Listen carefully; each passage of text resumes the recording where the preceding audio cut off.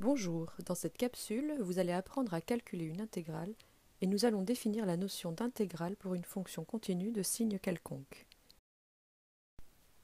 Au début de ce chapitre, nous nous sommes intéressés à l'aire située sous la courbe d'une fonction continue et positive. Nous avons appris que l'aire colorée en jaune sur ce dessin peut être notée de la manière suivante, intégrale de a à b de f de x dx.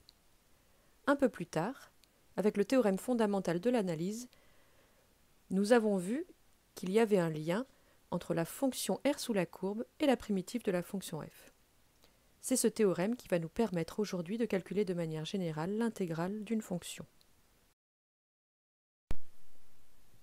Voici donc la propriété qui explique comment calculer cette intégrale dans le cas d'une fonction positive pour commencer.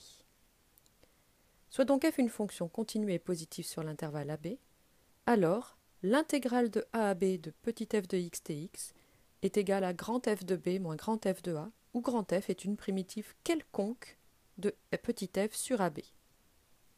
Dans le cadre des exercices, nous adopterons la notation suivante. Intégrale de a à b de petit f de x dx égale à grand f de x calculé entre a et b égale à grand f de b moins grand f de a.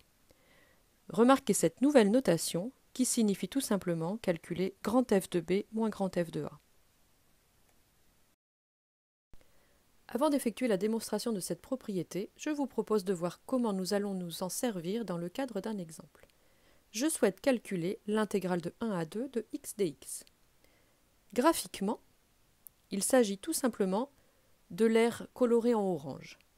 En comptant les carreaux, on s'aperçoit que cette intégrale doit être égale à 1,5 unités d'aire. Vérifions cela par le calcul. L'intégrale de 1 à 2 de x dx est égale à la fonction 1 demi de x carré prise entre les bornes 1 et 2, car il s'agit d'une primitive. On calcule, on obtient donc 1 demi de 2 au carré moins 1 demi de 1 au carré, ce qui fait 1 demi de 4 moins 1 demi, on obtient 3 demi.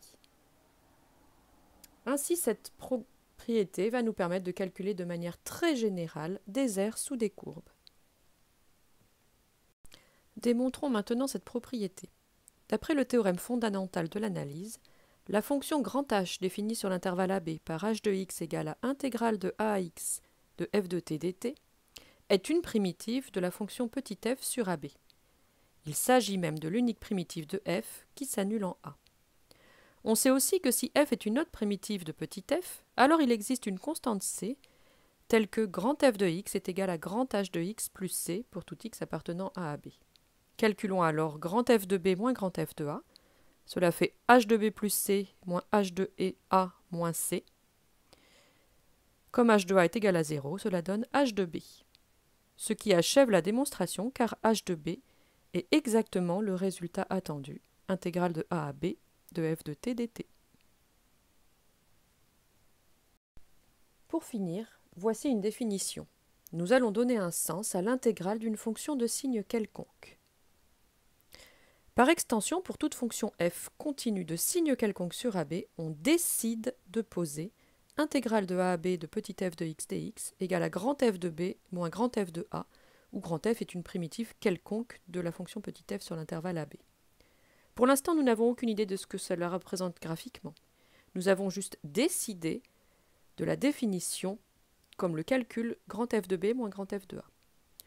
Bien entendu, dans le cas d'une fonction positive, cette nouvelle définition de l'intégrale coïncide avec celle donnée au début du chapitre. C'est la propriété précédente qui l'affirme. Enfin, cette définition est bien indépendante de la primitive choisie, car deux primitives d'une même fonction diffèrent d'une constante. Voilà, cette capsule est terminée. À bientôt!